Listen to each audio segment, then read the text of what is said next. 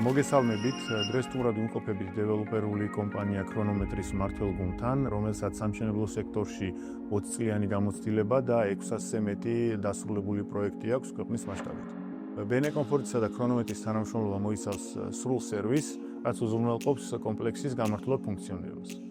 ჩვენთვის ქრონომეტრი ლისის კომპლექსი არ არის ზიგითი პროექტი, აქედან გამომდინარე ჩვენი მისიაა შევქმნათ მაცხოვრებლებისა და ბიზნესისთვის მაქსიმალურად კომფორტული გარემო. ჩვენ წინასწარ ვზრუნავთ პროექტის დასრულების შემდეგ მათ დავახედოთ შესაბამისი მომსახურება, რასაც გვჯერა რომ ბენე კომფორტთან თანამშრომლობის სრულყოფილებაში მოვიდეთ.